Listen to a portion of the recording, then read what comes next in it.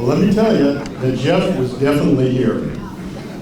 And he's going to tell us about the early photo and also about the HGS Insignia. Jeff, you can toggle these back and forth. It is truly an honor to be able to address this group. Now, the thing that I did to deserve this honor was I was president of HGS 75th anniversary. And I'm going to tell you a couple stories that you won't hear anyplace else. What's so weird about it is the 75th anniversary was 25 years ago, but I think it was really only about 3 or 4. I mean, I don't know where the time goes. It's amazing. So here's the first thing I want to discuss is why does HGS exist? Why do we exist? We're very robust. We're the largest local affiliated society in the world. And why do we exist? Well, we exist because of the photograph you saw of the gentleman in 1923.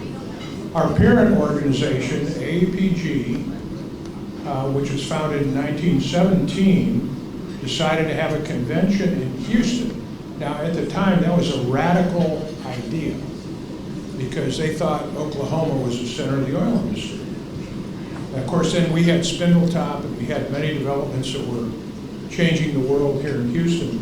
So they decided to have a convention in Houston, but what's the problem? They don't have a local society to provide volunteers. Have you ever heard that before? Yes, we have heard that before. So we had that convention. The photograph from that convention is on this easel, and Jerry Cooley, one of our most beloved past presidents, found that photograph in his garage, so he told us. We had it reproduced, and we had a second copy of it made, and then when we did the 75th anniversary, we decided to use that photograph as the theme for the meeting. We had 2 copies made. This is the one that is the original, and it's in the HGS office. And the reproduction we gave to our parent society, AAPG. Well, how did we do that? I presented it to the youngest AAPG president in the history of the universe, Dick Bishop.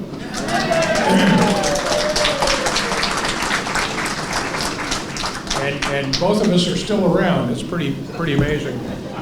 I always remember when I was elected president-elect, the president was Jim Ragsdale, a very good friend. And Ragsdale told me, you know, you're going to be president during the 75th anniversary. And I said, I didn't know that. So what do I need to do? And he said, well, I don't know, but he said, I think it'd be good to have a party that's very memorable. So we worked on that, and that really was the inspiration. We had to have a theme or a central symbolic event, and that was the photograph. So that's how HGS came to be formed, and now we, of course, very robust. All the stuff Charles talked about. We are really the center of the universe for petroleum geology. Okay, second story. I want to tell you about the insignia of HGS. And the insignia used to be called the emblem, and then we typically would call it the logo, but the official word is the insignia. So we were, my first introduction to the insignia was the year I was introduced as the president-elect, and we had our traditional president's luncheon. And John Amoruso, who we just saw a picture of John, very important mentor to me. I was the neophyte. I was the president-elect.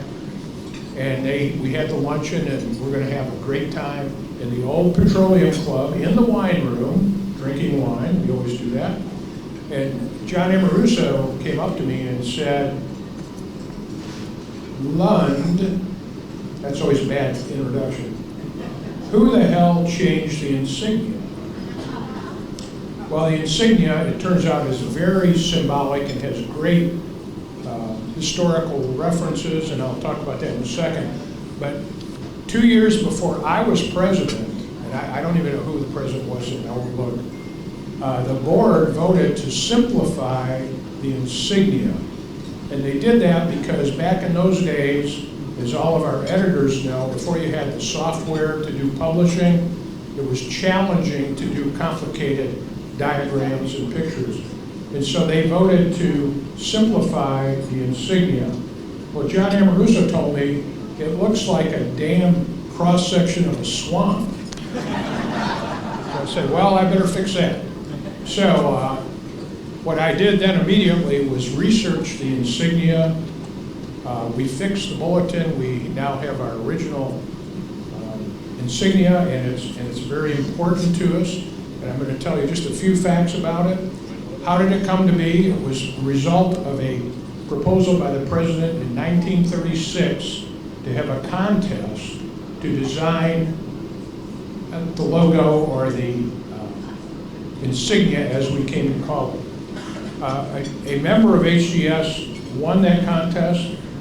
His name was Walter Osterhout, and he won the contest, and he submitted a beautiful detailed drawing, which is what you're seeing in all this work and so forth.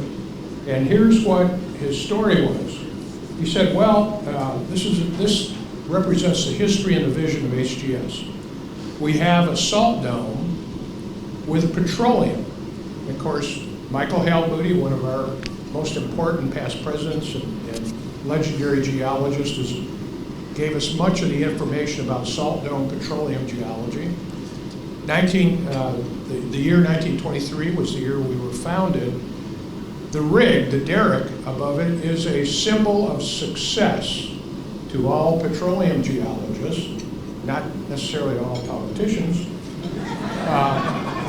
But then the really cool thing is the vision, the perspective drawing on the top of the logo is the view from the top of the San Jacinto Monument looking south over Galveston Bay. And Walter thought that the Gulf of Mexico will someday be a very important offshore petroleum province. Visionary, and of course it came out, that proved to be true. I think at one time, Gulf of Mexico was providing 25% of U.S. energy production. And that was all predicted in this logo. The other important thing about it is the circle. Houston Geological Society is in a ring circle, and that was to be symbolic of our global presence. We're every place in the globe. We go every place in the globe. You can see two of our young scholarship students who dress in their field clothes. That's a joke. And finally, the 5 points. The 5 points of the compass, and I'll have to use his exact words. The 5 points represent the pleasant reminder that HGS members are privileged to live in Texas.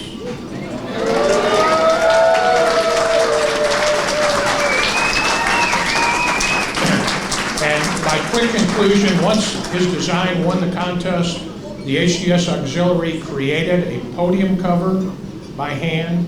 Unfortunately, the original one was destroyed in a flood when our office was flooded during Hurricane, I don't know if it was Ike or Harvey, probably Harvey. So our office manager, Andy Peoples, had several new ones recreated, I think, by her mother, of which we have one here, and they're works of art. So now you know everything I know about the history of HGS.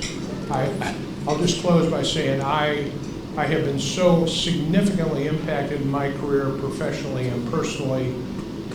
HGS is truly a treasure. We all realize that. I hope I see all of you at the 125th anniversary.